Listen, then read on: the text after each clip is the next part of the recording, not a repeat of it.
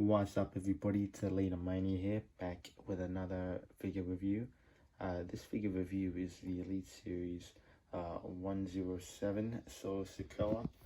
As you all know, I skipped out on the very first Solo Sikoa Elite, and this is his second ever Elite, based on his War Games attire from that War Games match.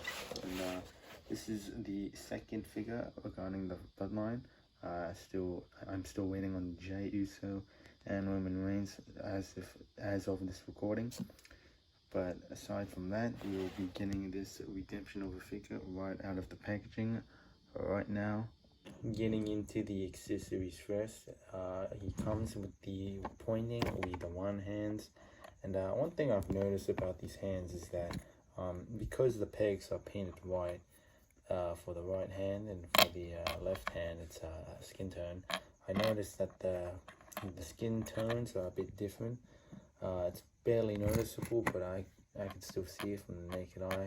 It's not going to pick up on camera, but basically it's because they painted, or they casted it or sculpted it in white and then painted the fingers the skin tone, the tan skin tone. I'm not sure what skin tone it is, but basically he's got the thumb spike, the Samoan spike hands, which his last Elite did not come with.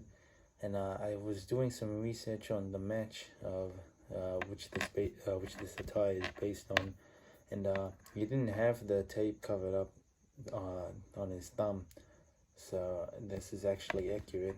But you know, I was really going to ask to turn it off, or I was thinking about it. It also comes with the We the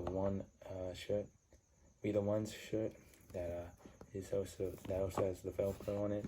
Same with the Jimmy and the Jey. He's also got a remold or repaint of the last Elite tail, which is not sure if it's the same if it's the same as the Kane Elite. Actually, it is not. It's not the same Elite. It's not the same towel. I remember it being a little bit shorter.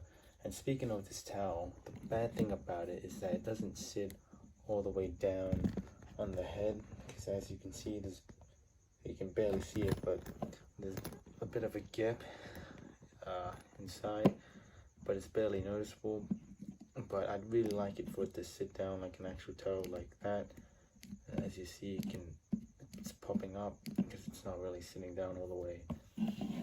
It's not sitting down all the way down, I guess. I don't really know if you want to call this figure or this waistband an accessory, as it's removable, or not removable, it is movable. That can go all the way up to his belly button like he wears it in real life. But yeah, that covers the accessories, and we'll be getting into the figure right now. And taking a look at the figure, it is a really nice figure. I have not been excited for a brand new Elite, with new parts and stuff. That isn't a Ultimate Edition. The last time I've been excited for a brand new Elite with new parts, I guess, was The Fiend for Elite 77, the Elite Series 77 SummerSlam wave. But getting into the intricate details and stuff, as you can see, we starting off with the face. He looks really nice. It looks exactly like Solo Sikoa. The head scan is miles better than the original, and I don't even have the original. But basically, yeah, you can even see the eyebrow slit, which is such crazy detail with this True Effects, if it will focus. But yeah, he's got the nice fade, which they really gave one to Roman Reigns. And the hair is the dirty blonde, not the dirty blonde, is the dyed blonde, which goes all around his head skin, all around his head, in the mohawk type haircut.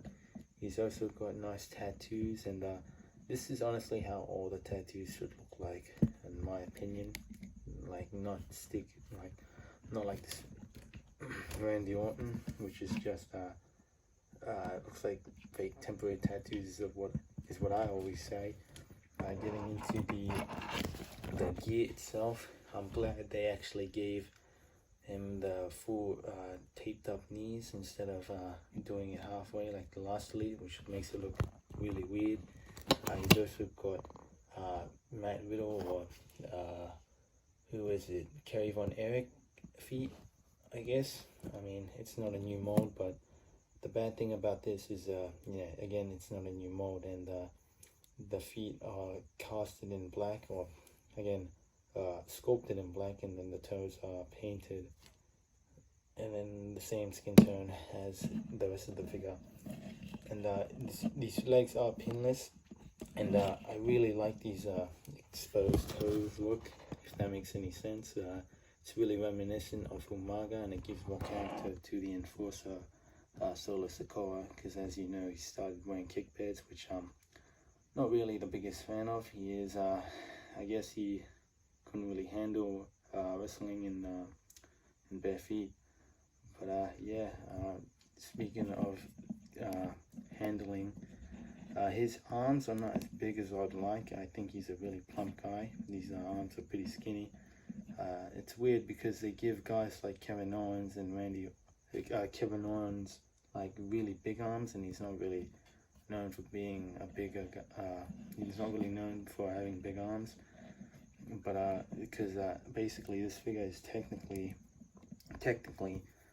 okay, it's not an exact re-release of I don't know what I'm saying, but basically this crotch piece is exactly the same as this Angelo Dawkins, and it's got the same torso, the only difference being the arms. And I reckon these arms would be perfect for Solo. It would have been perfect.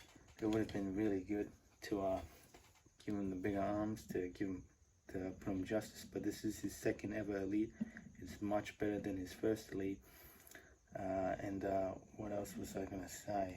This figure, and thanks to Solomon Wrestling for giving me this tip, that this figure is on ball joints. It is really stiff for most, because again the legs are pinless now. And another thing about these new legs is a lot of people were complaining that it's not baggy enough, but it doesn't really bother me a lot. What does bother me is when I'm trying to put the knee brace, it doesn't really stick on there. Really, it's not really nice and fit. It's not snug, if that makes any sense. All around it's a good figure. It's a really good second redemption of a figure for Solo Sikoa, for the badass enforcer. So I'm really happy with it. I'm really liking posing. I like posing this guy around with the others, and we'll be getting into the articulation since we're talking about posing. Alright, so I'm gonna be skipping over the up and down hinge for the feet, as it's really stiff. And a bad thing about these feet is that once they get loose, they tend to fall down all the time, and give a little bit of a domino effect for the other figures in case you stand them up like me. But I keep them in a box, so it's not that big of a deal. He does come with a boot cut, or in this case a shin cut, double jointed knees that go that far down or that far back. He's got thigh swivel and thigh gap. He's got ball jointed legs that can kick that far up, that far down. He can do this, like, he cannot do the slits, but the legs go that far down. And if you want to count the waistband as an accessory, or not, it's not a point of articulation, but that's what it looks like, going as far as it can, okay, without putting a gap. And as you know, it does not hinder the waist swivel, and that goes all the way around. The chest goes that far down, or that far forward, and that far back. So it's got thigh swivel, an arm swivel that goes all the way around, it goes that far up, biceps swivel that's really tight, double jointed elbows, a hand swivel, and a waist rotate. So I'm getting confused. A double, what's it called? Sorry, I had a brain aneurysm again. It's got a hand cut, or a hinge. I was having a brain aneurysm over there.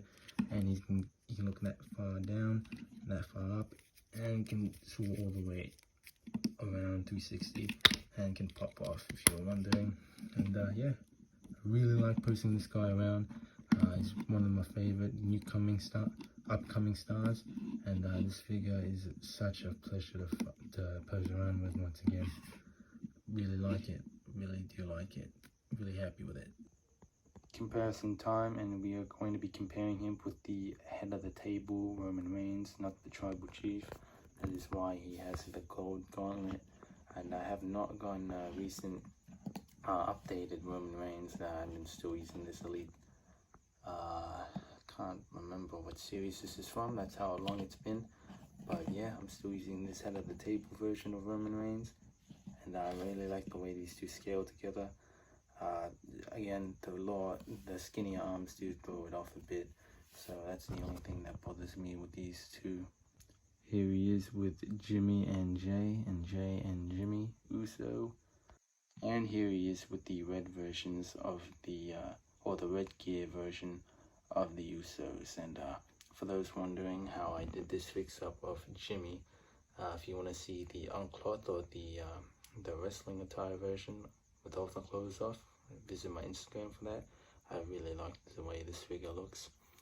And as for this Jay with this Jimmy head scan, I'm definitely going to be updating it, so that is why it kind of looks out of place with these two. But I really like the way these two gears pop. It's not really the same. It is the same red, so I don't know what I'm on about. But basically, I'm gonna be using these two these red Tracky Chugga Usos for the red bloodline. For the War Games attire, because the official releases they suck. That's all I'm gonna say about that. I know I said this a lot of times, but this figure is so good. I really liked it. Then that's coming from someone who was gonna skip out on this beauty of a figure. Really, I was gonna skip out on it because I really did think it's just a re-release of his last figure with a different paint and a different torso and a head, I guess. But boy, was I so wrong. I love this figure so much, and being a big Sikoa fan, I think this guy is gonna be a big megastar in the future, and can't wait to see it with this figure. And thank you guys so much for watching this review and video, and I will see you in the next one, and bye bye. Taking over.